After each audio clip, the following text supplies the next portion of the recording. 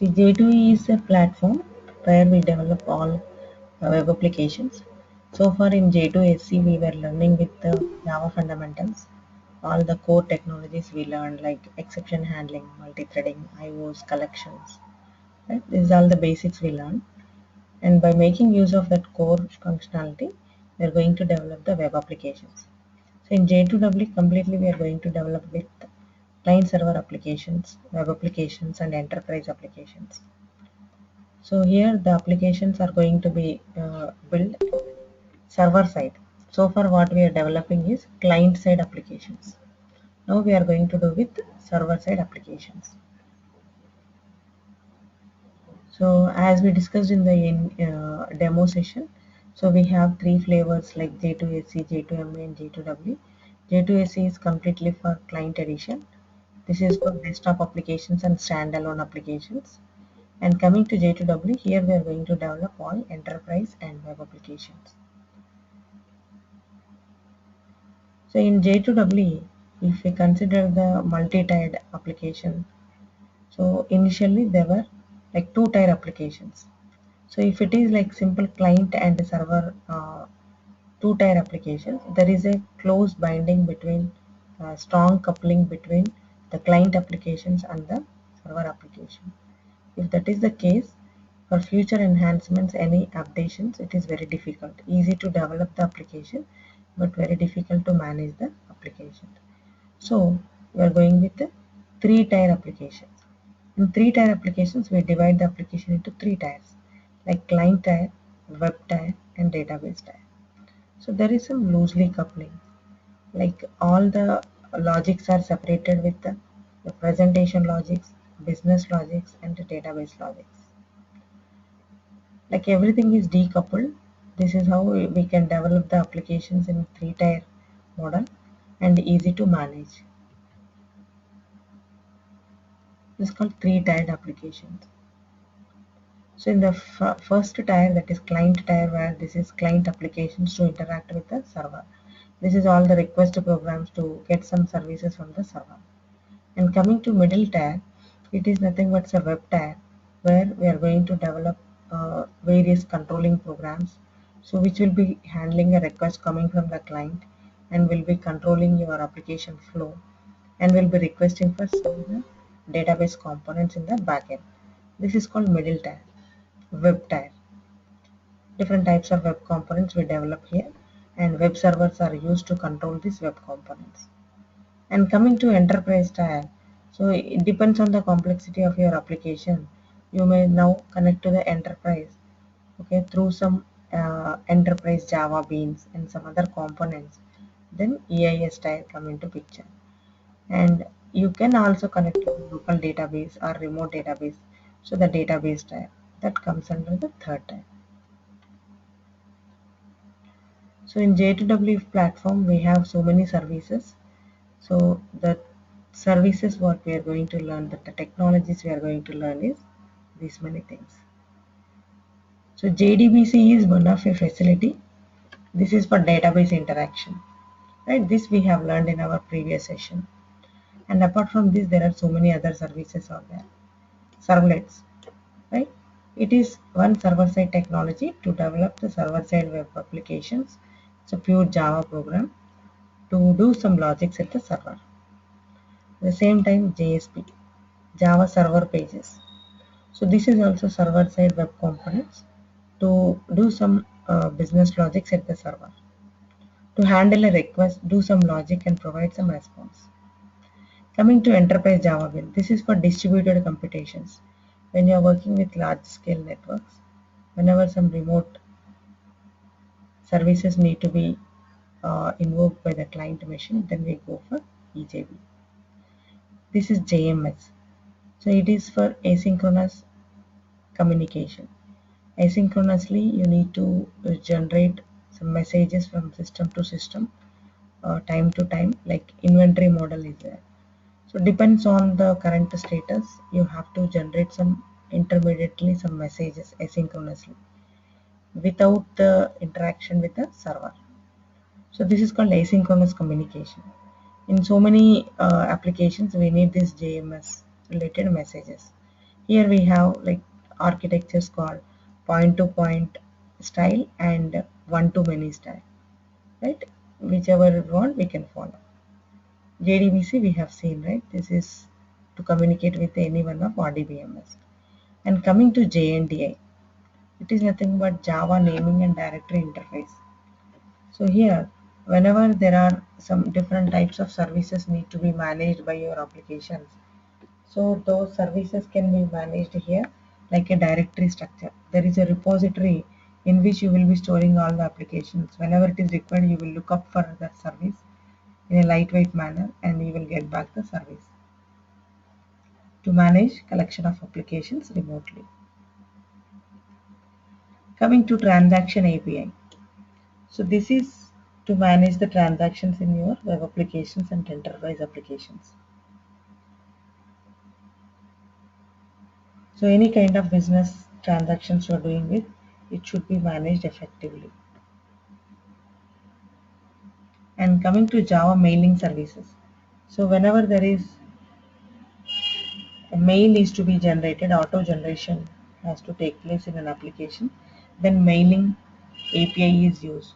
So here by configuring certain mailing properties, so we can auto generate as soon as, let us say, for example, a customer is registering into some web application. As soon as the registration module is finished, mail has to be generated. Then Java mailing services is used. And next is JAS. This is called Java Authentication and Authorization Services. So for various applications, we need to provide a security, right? To achieve that security for all these server-side secured applications. So various techniques we follow, like authentication and authorization, by providing some uh, authentication details for the user and allowing them, or providing some form-based authentication. There are some different techniques that comes under JAS. And there is another scripting language called XML, right, which is useful for configuration, and there are XML supporting languages are there like XSLT, XQuery, XPath. So that we'll be learning in XML. This is all together we call it as J2W platform. So to develop a full-fledged web application, we need these many services. Sometimes we need web components which are manageable by web container, and we need security, we need a directory interface, we need enterprise Java beans. Different types of services are required. Messaging services, transaction services, mailing services. So altogether we call it as J2W platform. And here each and every technology is explained. Like what is a servlet? In detail we will be learning again, right? Anatomy of a servlet, life cycle of a servlet. This we are discussing again. Then JSP, right? Enterprise Java beans, mainly for distributed applications. The types of beans, session beans, entity beans, and message beans. This is JMS is messaging services. Whenever asynchronously some application to application you have to send a messages, then we go for this point to point communication or broadcasting communication.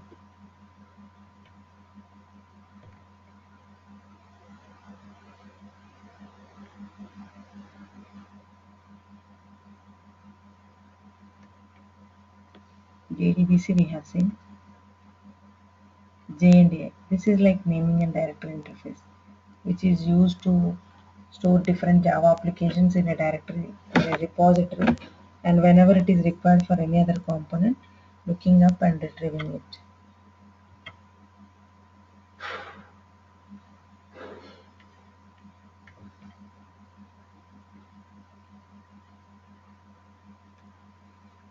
There is some API to connect to this JNDI and to get back some services. Transaction API. This is to control the various transactional applications at the server side. This is to auto mail generation feature. This is for authentication for securing various server-side applications. There are different techniques for authentications. XML we'll be learning in detail. And in this, in J2W, we must discuss about, there is some terminology called web server, app server, web component, right? Container. So this is the thing we are going to discuss. Then we'll start with servlets. And here in J2W environment, there are some bundling of files. Means when you create a web application, it will not be a single file, right? There is a collection of files. So we need to create a bundle of files. So that is called web archive file. It's a web application. Suppose if you create a Java project with a collection of Java classes. Let us say I have this app1 file, app1 file project. In this project I have so many classes, right?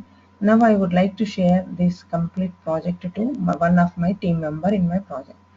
So I cannot send individually all these classes, right? I need to make a bundle of this project. That is called Java archive file. If it is a web application, web archive file.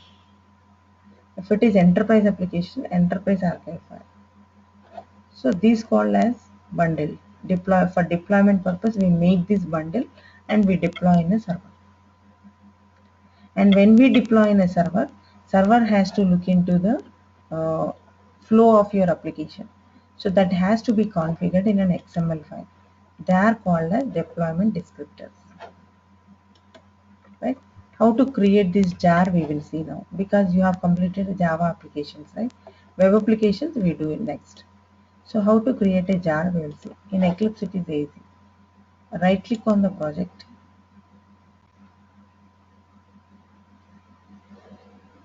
export,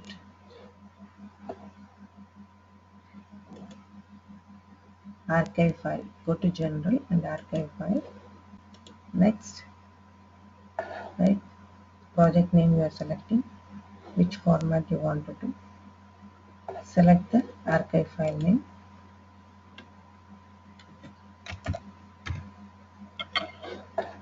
And the location where you wanted to put desktop.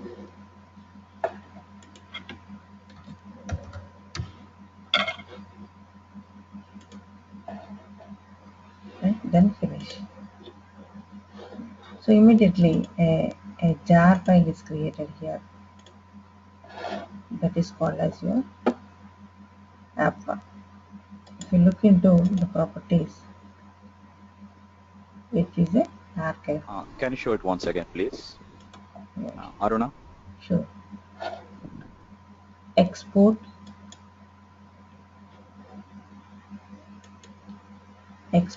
and select general archives this file. To go to Java, you have a jar file. Either this or this. And when you select a runnable jar file also you can select. It means directly whenever you double click on that you wanted to run particular application, a main program can also, a class with the main method is there, that also you can select here. Without, I will show you once.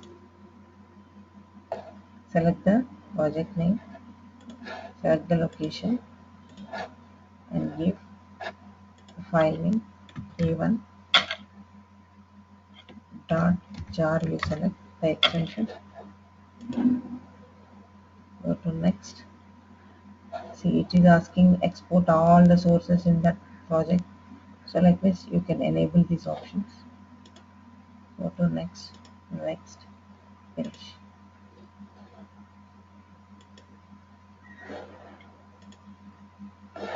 There's a jar is created. If you say jar with executable, means export executable jar, right? You need to select the destination,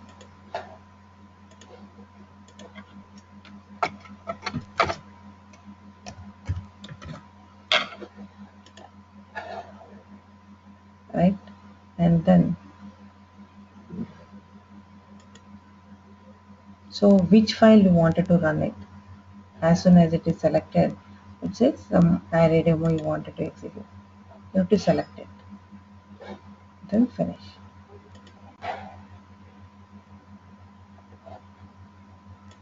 Aruna, Yes.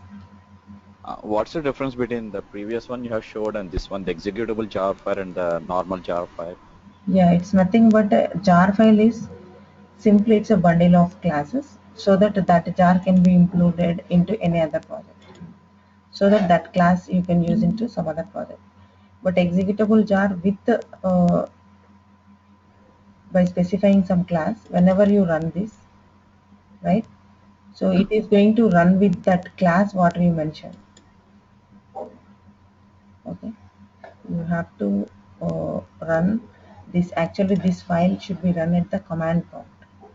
Okay, there is a console command to run this jar file. That time we selected a file, right? When we are selecting this export, we are selecting one Java class here.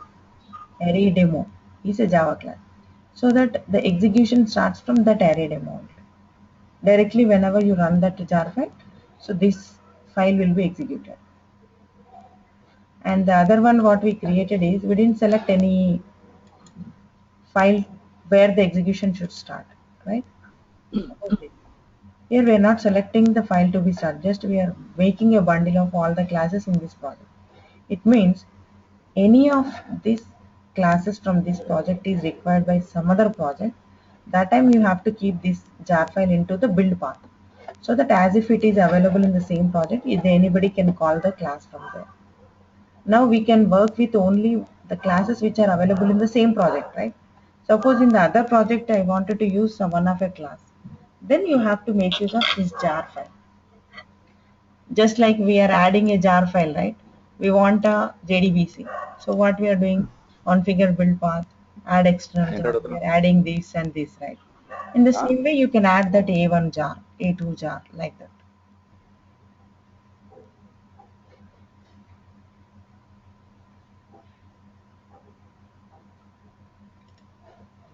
That is Java archive file. Coming to if it is a web application, web archive file, we are going to do. If it is enterprise application, enterprise archive. Coming to servers. So here so far we are doing the programs at a client machine, right? And coming to the server machine, the application what we create here is called as a service, because it is expecting a request from a client, will be processing it and providing some response, right? To handle this request and response cycle, right? Here we need a new simple JDK is not enough. So far in client machine just we are using JDK, right? Compiler and then JRE to run the program.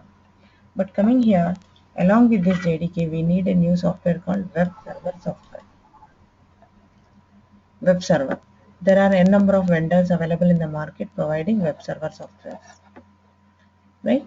And coming to this web server is capable of executing this web application programs and providing a response. That is called web server. So the popular web servers available in the market for Java technology is Apache Tomcat. Right now we are working with Tomcat 6, 7, 8, all are available. So we'll do some examples with 6 and then we'll move on to 7.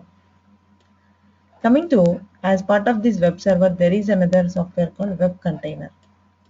It's called container. Container role is providing the services to the components. The programs what you write here at the server side is called web components. Web components, web containers, web servers. Web server is responsible for execution and provide a response. Container is provide services like lifecycle services, loading of an object, unloading, providing other configuration parameters required. So this is all is taken care by the container. Execution is taken care by the server. And components. Components means the component, the program what you develop is called as components. They can be Java classes and they can be JSPs or any other program. And coming to this web server, it is capable of only the web components. Coming to there is app server, means app server is bigger than your web server.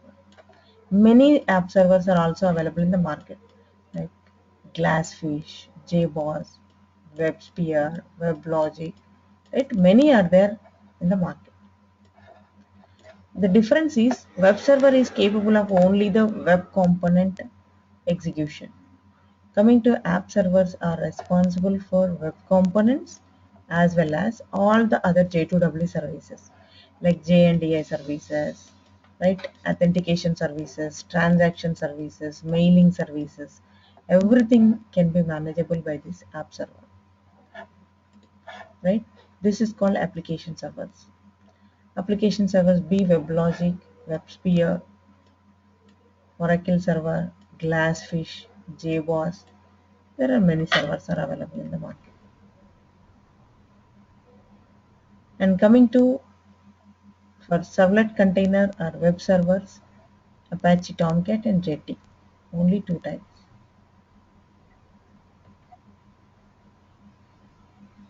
The different tools what we use for J2W.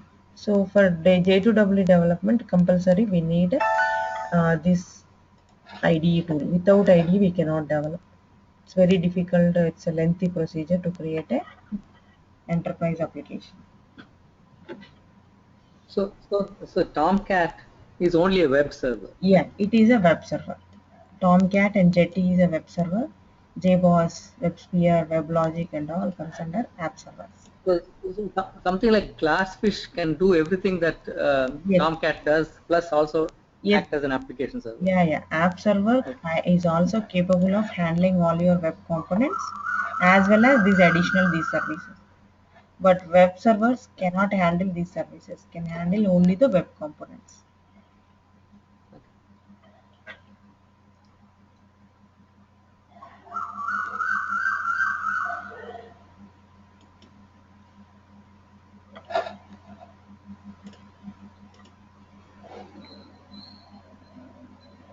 And to start with the server-side application development, first of all, the Tomcat you need to download. So you can go for the site.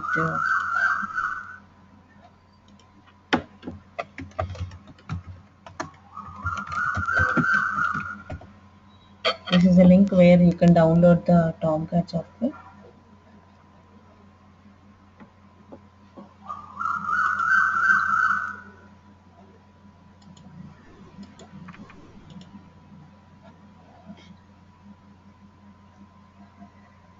We first start working with Apache Tomcat 6, then we'll move on to 7. Initially, if you start working with 7, you will be missing some fundamentals. Right? So here, this is the site where go to Tomcat 6. I will share this part. Now here it will be asking like deployer, zip and tar. Depends on your operating system and your configuration you need to download. So this is the site. I'm sharing in the chat window.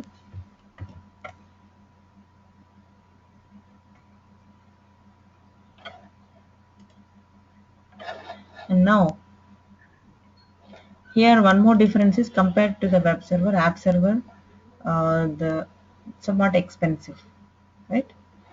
So web servers are smaller in size. These are expensive. And once you download the Apache Tomcat installer,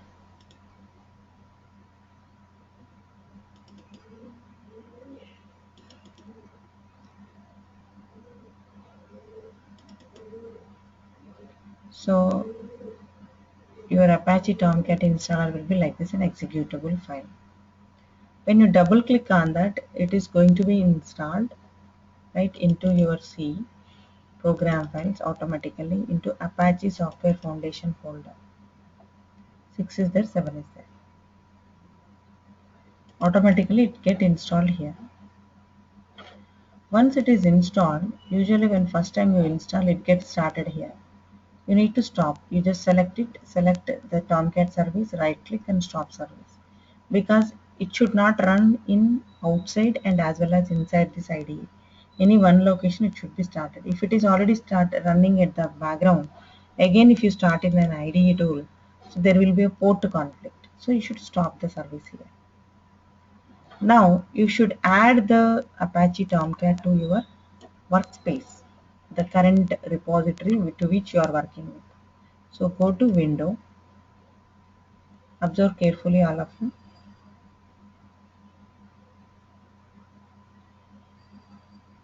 Yeah, the stop is nothing but, see, as soon as I install the server, it is auto started. So it will be running in the background. So first you need to stop it, so that when you are working with IDE tool, there is no conflicts. If it is running in the background and also you are running in a, this IDE tool, Eclipse, there will be a port conflict, because every service will be running on a port. So the port is occupied by one instance, again you cannot start the server. So there will be a port conflict. That is the reason server should be stopped here.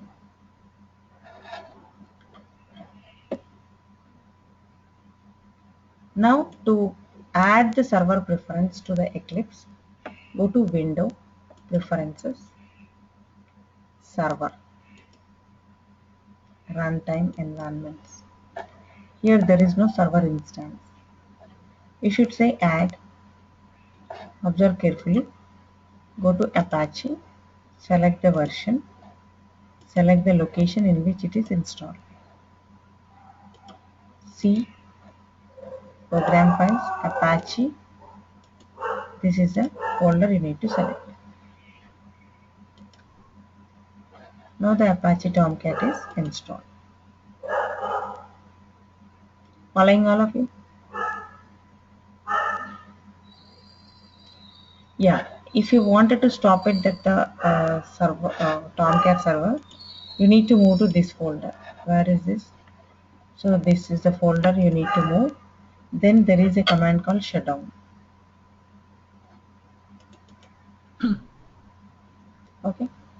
Then there is a command called shutdown, using which also you can stop. Now, how to create a web application? Observe carefully, all of you. File, New. First of all, here, so far we are into Java perspective, right? So you need to make a perspective as web or enterprise. So we'll make it change perspective, make it like web.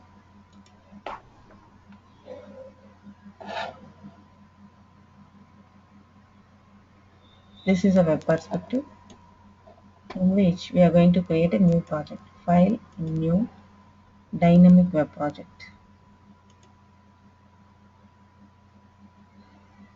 So select the project name.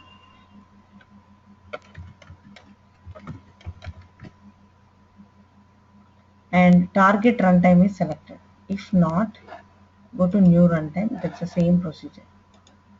Go to Apache, select 6, go here, select the folder, select finish.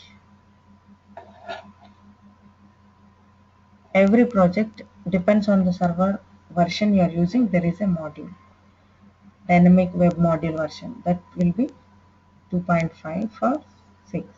If it is Tomcat 7, it will be 3.x onwards.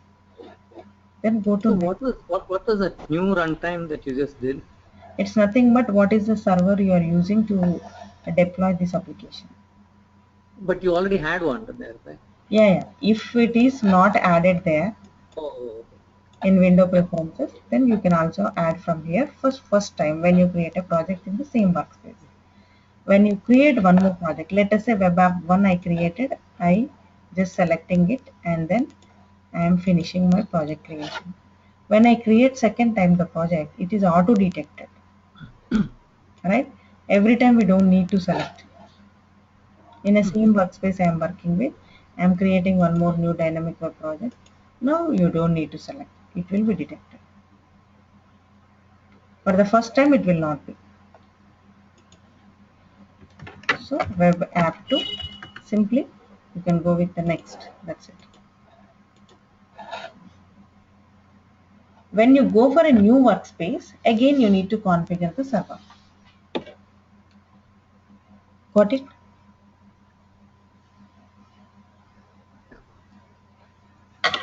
Now this is my web app 1, which is the structure is going to differ. Earlier in a Java project, only the SRC is a folder in which Java classes will be there. But coming to in a web application, there is a SRC folder in which Java classes are created, and there is one more important folder called web content folder. It's a web information which is read by the server every time when you deploy this project. Web information is a folder, web-inf, in which there is an XML file which is called as deployment descriptor, web.xml. Initially it will be empty. You go to source, just welcome file list is there, that's it. Means for every web project, as soon as you run this project, there should be some home page, right? So that can be of any of these files. These many files is not required, just I'll make only one file. That's the index.html. It should be added into this welcome file list. Further, that depends on the number of programs we write, it get configured. Because every time when you run this project, server will look into this file. According to the configuration provided here, it is going to run the other programs. This is very important. This is what is called deployment descriptor. This is read by the server whenever you start your server. So typically when you develop something, Yeah. the programmer doesn't write this file, right? Yes, yes. In IDE tool, in Eclipse kind of tools, it is written as a tool, but when you are doing explicitly, we need to write. Yeah. But when you're using an IDE like Eclipse, is there any situation where you have to modify this? Yes, yes. Need to be. Well, just now you did, but some more important situations? Yeah, yeah. It is possible to change wherever it is required. Now, in this, web app is a root folder. It is mandatory every time. Inside which display name. See, this is optional tag. Display name of this project. Second is welcome file list. Means as soon as I run this project, what file needs to be loaded. That is the entry point for your project. But as of now, we have not created index.html. So what you need to create is on a web content, right click. You need to create one HTML file.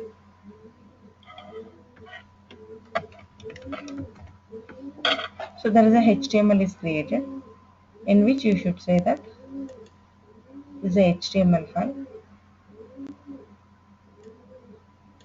Right here you can say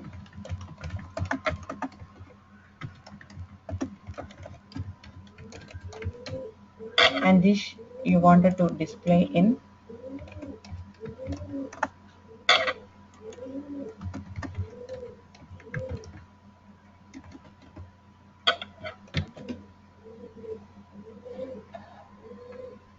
this is nothing but a HTML tag to display something in a heading style bigger inside. So simple HTML file. Now that is what we have specified that this is my welcome page index.html. Now when I run my project on a server, complete project need to be deployed. So run on server. Say yes. And it will be asking first time only it is also, next time it will not. So select the server, go to next, say finish.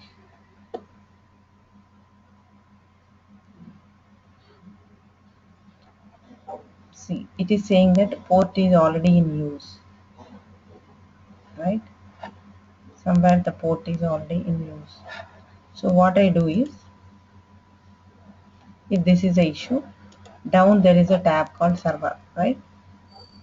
You can double click on this.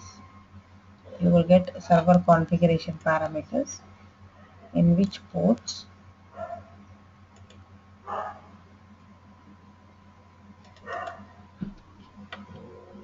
I can change this port number and save. Then again you can run the project.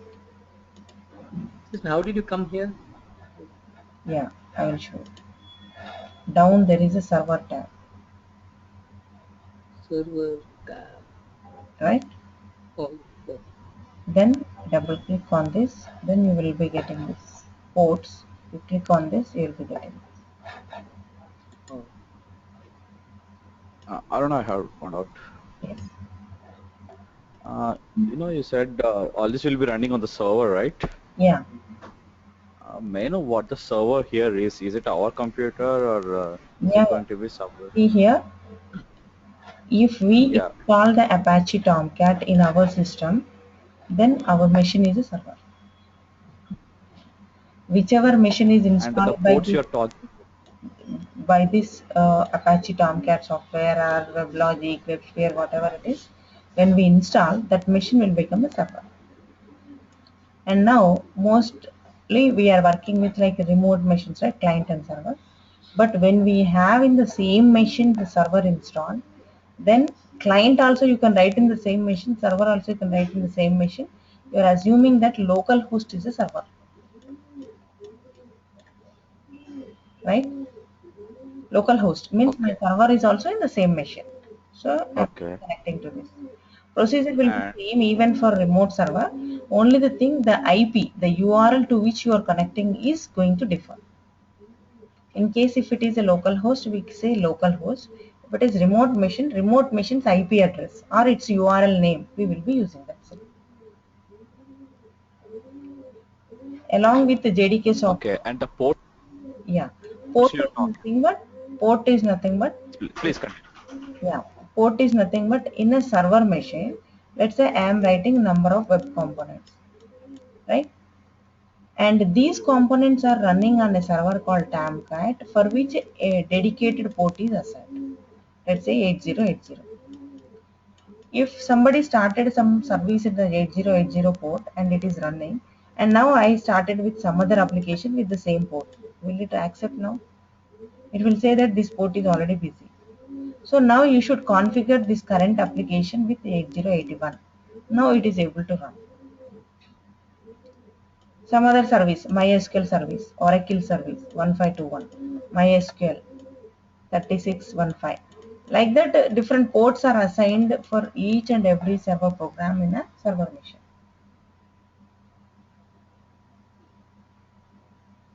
Okay. One more thing.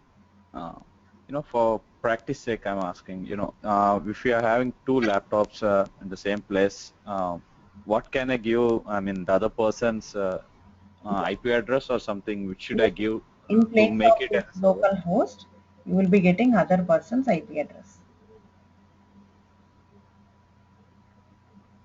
Okay. And their project name. Okay. Okay. And here the port in which their Tomcat is running. Let's say default port for Tomcat is 8080 default, if at all, if you don't change. But if it is already occupied by some other service, it can be configured to some other port, right? So that port number you need to select. This is the protocol in which it is running, the application is running. Protocol I am going to explain you. So we are going to use like TCP IP protocol for communication, HTTP, SMTP, like different types of telnet, many other protocols are there. Most of the time for this HTTP communication we will be using for web applications. If it is like low level network programming, we have seen, right, socket programming, that time we will be using TCP protocol, TCP/IP protocol. Now we are going to use with completely HTTP protocol.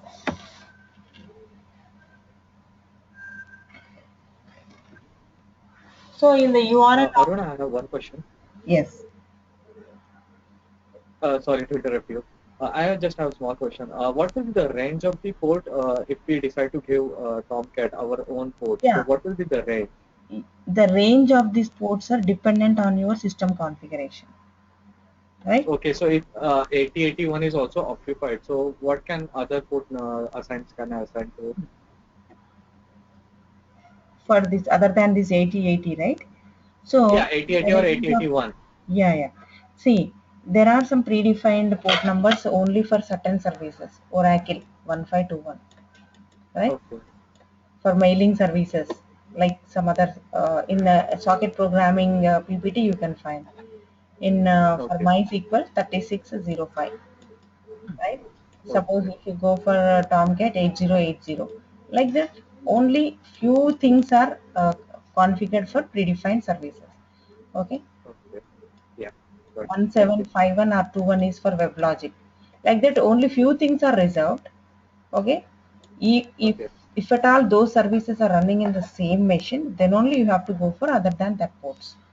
If that services Okay. are not installed, not running, then you can also use these ports.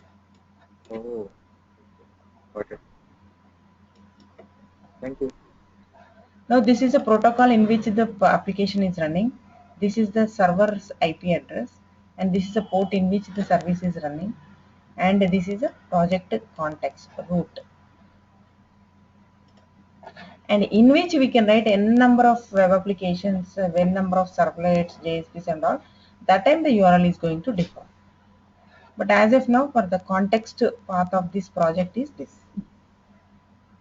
So And since Tomcat is being deployed from within IDE, the Eclipse. Eclipse IDE. So when the program terminates, will the server Tomcat also stop? Yeah, actually, for program terminates means if at all if we are closing this IDE, right, then it terminates. When No, you're if you close this just web application, this one that you're running now. uh, but there is no closing option for a Oh, project, na? oh, there's You no can close. switch, Yeah, just yeah, you can okay. switch to some other project, right? That time still it will be Yeah, on.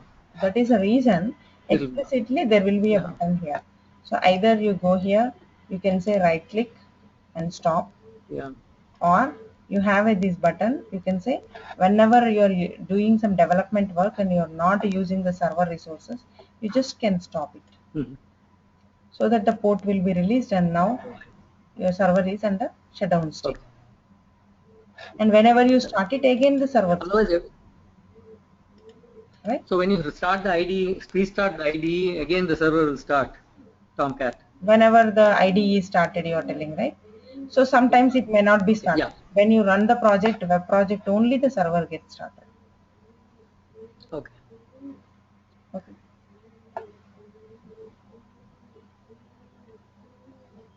This is a simple web project creation, and the web project structure is this SRC folder, web content, in which this is the main thing, which is web.xml.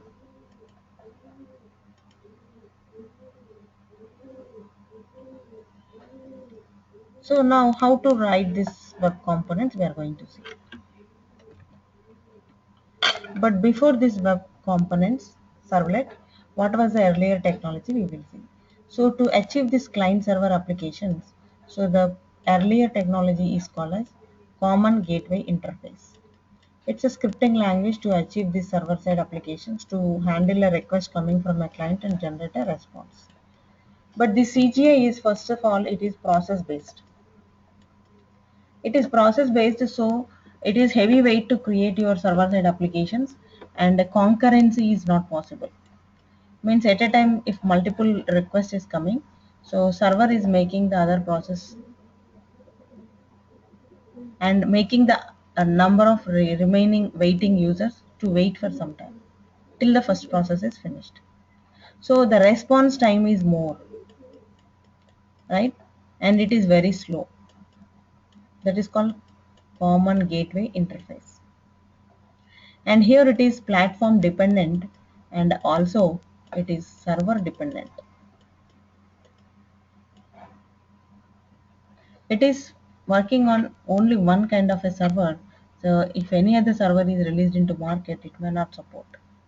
And it is platform dependent. response time is more because it is process based. So that is the reason we are moving on to the servlet technology to achieve this client server application development. Servlet, what is a servlet? Right? Servlet is a pure Java program. It's a class, Java class, which is running in a server machine, right? Which is responsible to handle a request and response. So far, when we write a Java class in a client machine, there is no request response, right? Simply we write a main method, get executed. But now servlet is different than simple Java class. It is manageable by your web container. It is executable by your web server, right? So it is called as a web component and not a simple Java class. But it is in syntax wise, it is a class. And it is responsible to handle a HTTP request coming from the client, process it and provide a response. So the behavior of a normal object and this servlet object is different. So that process is called as life cycle of a servlet. How it loads, how it unloads, what is the behavior, that we are going to see. So these servlets are capable of multi-threading, thread-based. It means when a request is processed, if one more request is coming concurrently by different users, so immediately it will create a thread instance for each and every request, so that no client need to wait for other client is getting served. All the clients can get served concurrently. So the response time is very less here. They are very dynamic and response time is less. So fast. So which part is responsible for creating the new thread automatically? Because we don't do it explicitly. Yeah, user is not going to do explicitly. They are built in thread based. Yeah. Servlets are thread based. Okay, we are going to create a servlet by making use of predefined interfaces and classes, right? Those classes are implicitly implementing multi-threading. And as Java is platform independent, so servlets are also platform independent. And one more strength is here, server independent. Means the same servlet program may run in Tomcat, Jetty, web servers, any other app servers like WebLogic, JPOS, JBuilder, any server, your program remains same. There is server independent. This is the main strength of servlets. So we go for server-side development using servlets. Any queries so far?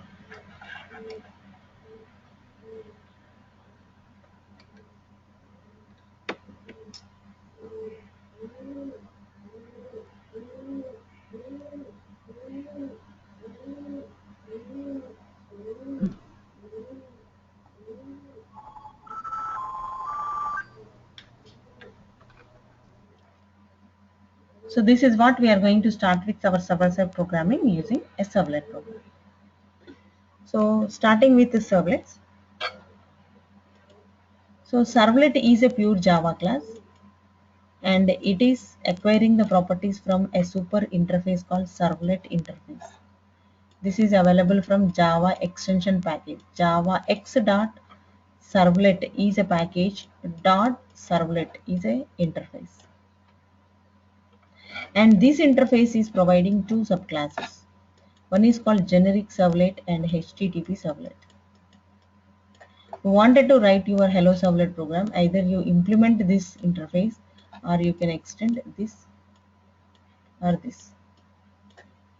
The difference is if you are the communication network between your client and server, your protocol is generic, then you go for this.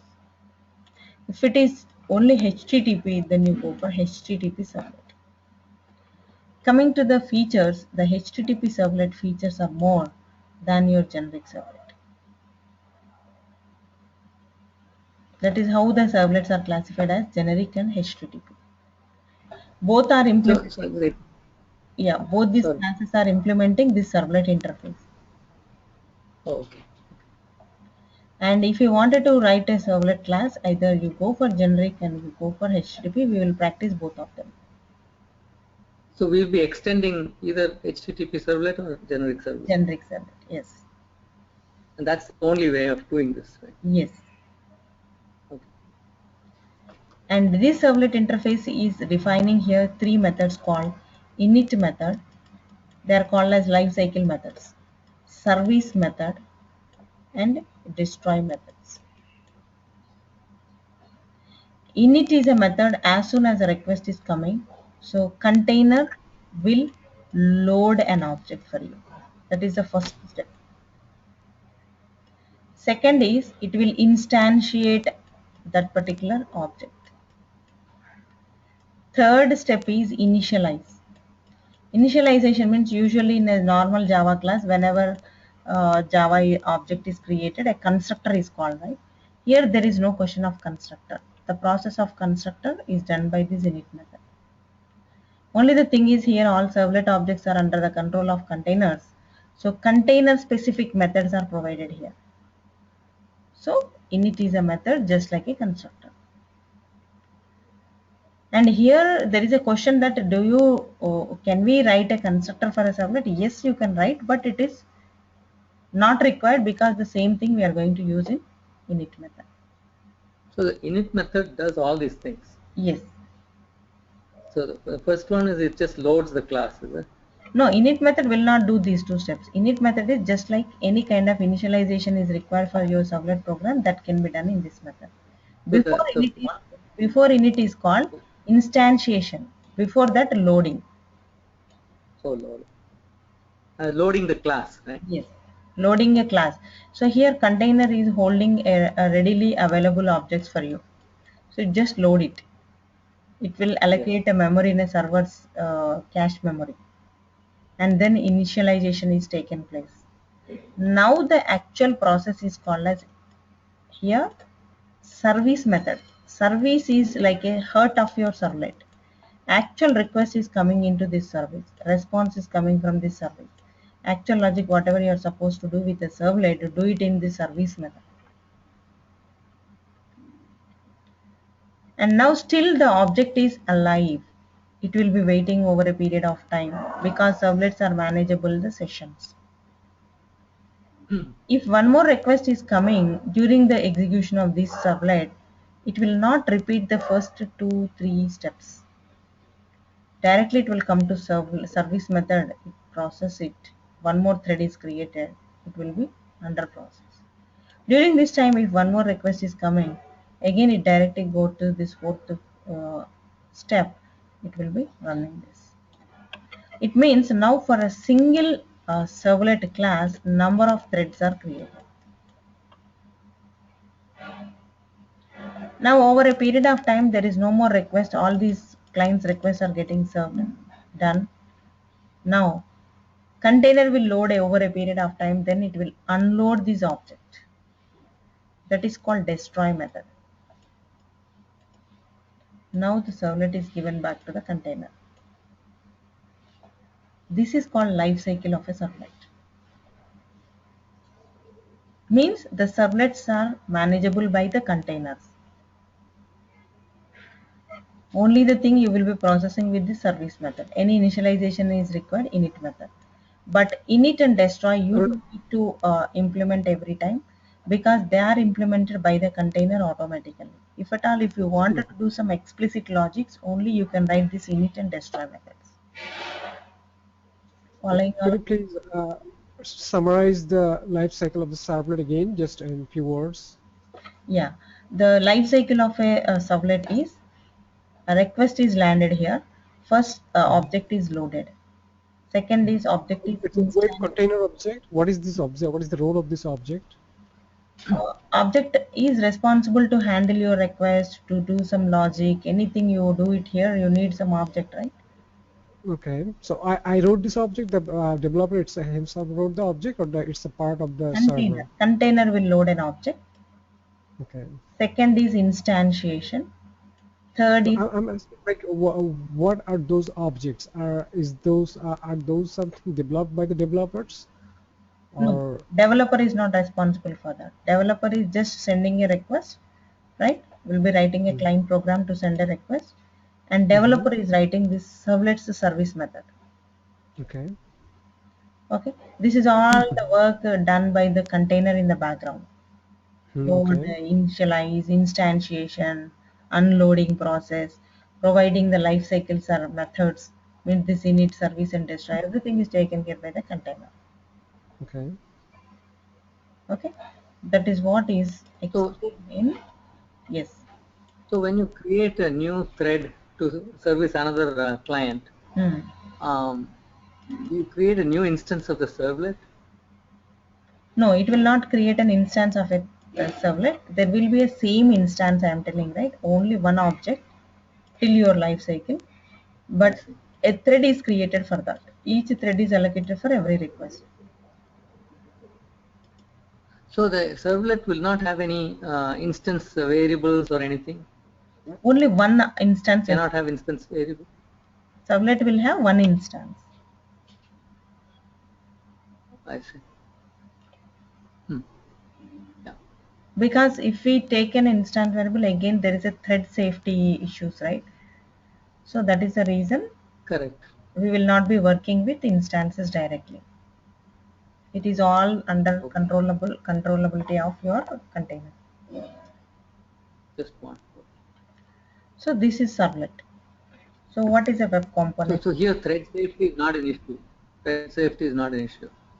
Yeah, it is not an issue Yeah. because inbuilt there are different thread objects. Yeah. Yeah. So servlet is a pure Java program responsible for interaction with the client to take a request to give a response. And here the features, as we discussed, it is secured, it is in persistence, and it is session management is possible, and it is server independent and platform independent. So web container will be managing your components, and this is application server which is bigger than your web container. This is a life cycle.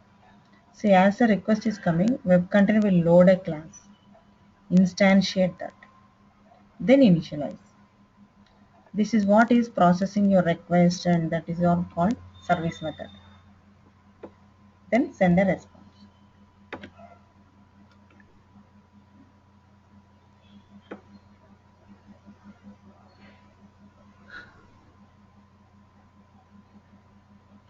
So here, the different components involved in an application, we will be discussing this later. The protocols. The communication protocol what we use for our web application development is HTTP. So why we prefer HTTP, and the features are like it is lightweight, it is object oriented, it is stateless, right? It is secured, right? So we prefer HTTP for web communication, and this HTTP is providing two main objects called request and response. Request is a client request line which is carried out from request is from client to the server to send some request for service. Certain servlets are called through your HTTP request.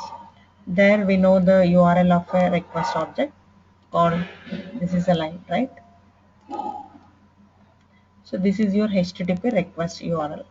So in this URL, as we know, the port in which it is running, project path, and then further any resources you are calling, that resource path is declared. Response is depends on the status of the server. The response is given here. There are some server status codes. If it is 200 means server is okay. Sometimes 404 error, 500 error. There are different status codes are there. And here the servlet API. To create a servlet, we need these two packages. So one is Java x.servlet, Java x.servlet.http. These two packages are having these many classes. First is one interface called servlet, which is extended by generic servlet and HTTP servlet. Generic servlet is having the service method using which you can perform your servlet's logic. To perform that service, we need a servlet request, servlet response, two interfaces. If it is a HTTP servlet, then HTTP servlet request, HTTP servlet response. These things are needed. Config and context we will see next. So if you do a generic servlet, how will be the communication? Not by HTTP. Yeah, if it is generic, it also supports HTTP and other protocols. So if can I turn my HTTP servlet into a generic servlet and everything will run fine? Yes. Yes, it will run. So this servlet is a root interface here. Either we can implement this or we can go for this generic servlet or HTTP servlet. Generic servlet, it is like protocol independent servlets, and whenever it is HTTP, it is specific to HTTP. And request and response. So there are two types, right? For generic, it is servlet request, servlet response. If it is HTTP, HTTP servlet request and HTTP servlet response. Now let us write a simple generic servlet so that you will get an idea. Right click on the project, say new, you create a servlet. The package is, I'm saying that form.ns, class name is G servlet, I am saying generic servlet. The superclass should be Java x.servlet.generic servlet. And for every servlet there is a URL mapping. The purpose of this URL mapping is for security purpose. We never give the client the same URL as the class name, because just for mapping and security we created a generic servlet. See here which is extending generic and which implementing servlet. This is not compulsory. I can remove this constructor and all, I can remove. And there is only one service method in which default servlet request, servlet response is to be passed. And it will throw definitely two checked exceptions. One is IO exception, one is servlet exception.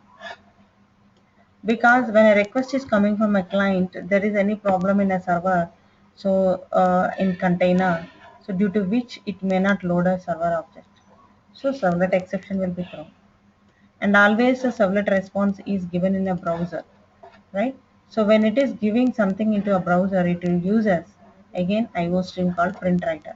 So IO exception may be thrown. These two are checked exceptions, must be thrown by service method. Init and destroy I will explain. This is a things need to be imported. One is for generic servlet, IO exception, servlet exception, request, response, and servlet. So as we are not using this servlet root interface, it is not required. Now, to do some logic inside a servlet, you are saying that first of all we need to set content type. What type of response you are going to generate.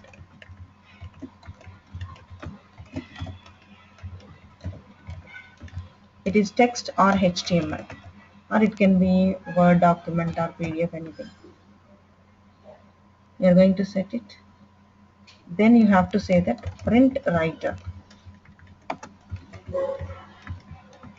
Always response is given through your response object. So response.getWriter.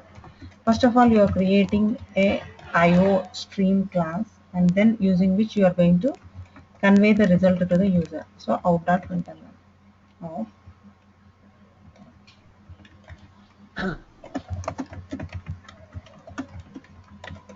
Welcome to servlet.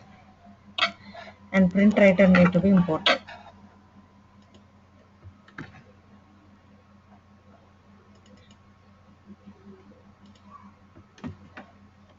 This is how the class is created.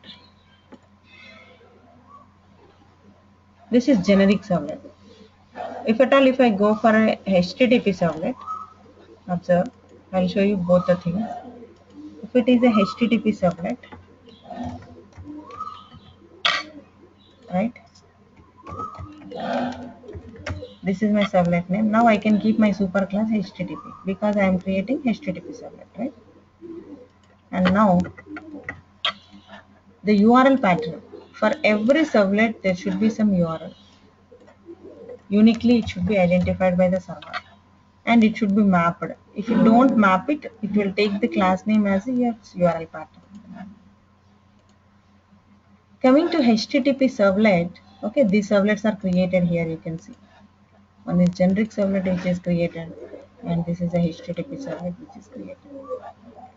In a HTTP servlet, in place of service, there is do get and do post. What is the difference? I will explain. First, we'll be working with only do get. Here, the difference you observe, the superclass is going to be HTTP, and in case this request and response, it will be HTTP. Throw servlet exception, IO exception, do get is working just like service method of your generic servlet. Same thing, and the same logic is used.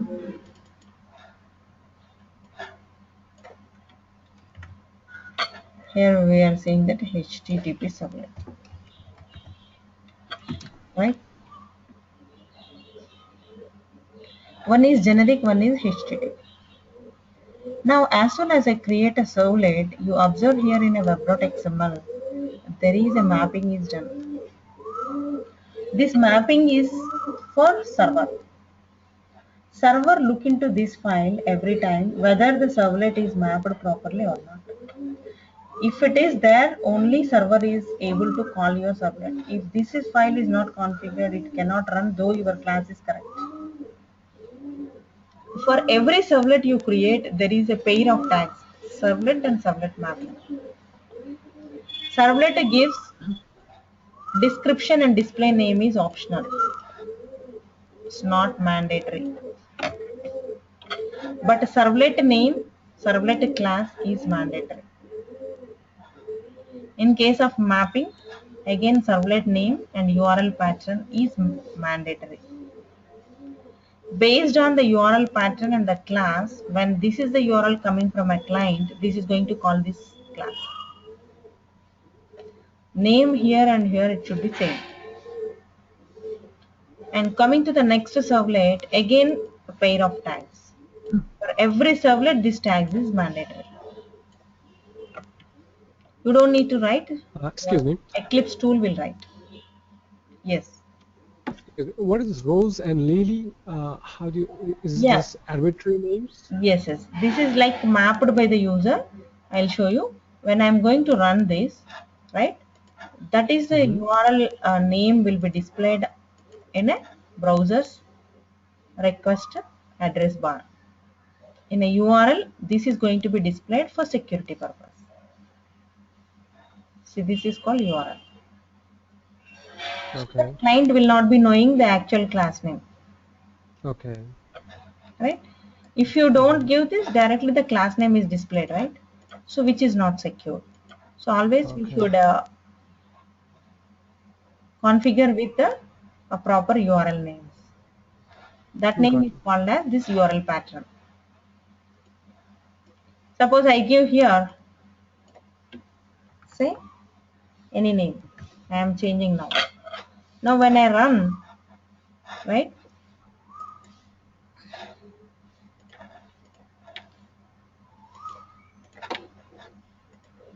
It should ask the restart the server, otherwise it will not be affected. Always if you do some changes in web.xml, you need to save it and you need to restart the server. See, now it is displaying this is the name. Right? Suppose if I just change the URL here, if I change the URL here, if I give the previous URL which is not there in now Eclipse web.xml, it will say resource not found. Okay, so it's actually the original class was gservlet or hservlet, right? Yes. Okay, so the client won't know these names. Yes. Because we are using some We alias. will be giving only this URL to the client. Yeah, I understand. Thank you. So up to this clear all of you? Now the next thing is we are directly running the server program by starting the server and giving a URL. But in real time, it should not be this process. You should create a client program called HTML. Let's say already we have index.html, right? From this file, we must be able to call our servlet. So form action equal to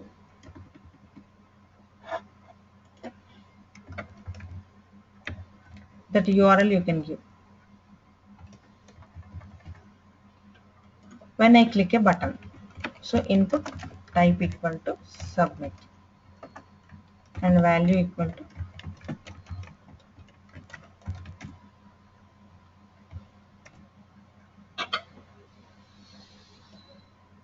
and now I'm going to create one more form in the same window in which now I'm going to give action equal to lily. This is to call HTTP servlet, right? Now I'll not run directly the servlets. I'll just run, right? So what is the value equal to HTTP servlet? Value is nothing but the label on that button, the label to be displayed. That's it. If you don't give that value, simply it will be saying that submit this button, some other default label you will be getting. Yeah. So this is the Yeah. two buttons are created. When I click this, it will go to generic servlet. Action is going from client to server. Let's say this is client program from server program. When I click this, now it is going to server. Got it? Now this HTML file is called as client program. These two are the server programs. It can be done in remote system as well. So suppose servlets are running in remote machine, you must be knowing the URL of that machine, right? So you must give the complete URL. If it is in the same machine, same project, just I am giving only the URL pattern name. If it is different project, what you have to give, when you run this project, the earlier there is like this, right? This complete path you have to give for the client program. Here, this thing you have to give.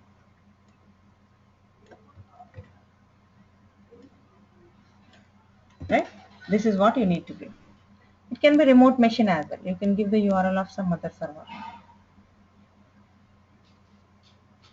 So that the client program will be running in one system, server will be running in some different machine.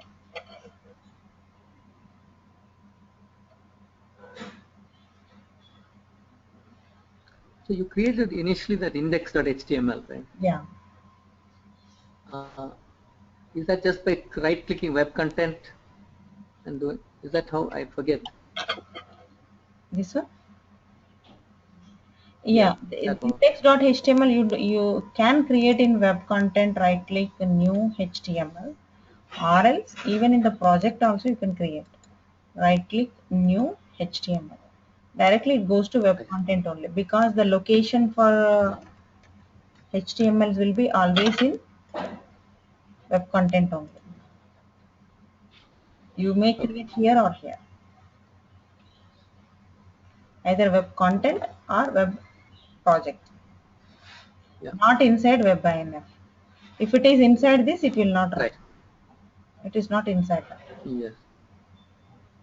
Okay. Up to this clear all of you. You just practice up to this. Tomorrow onwards we are going to see how to practice with our servlet programs. Any queries?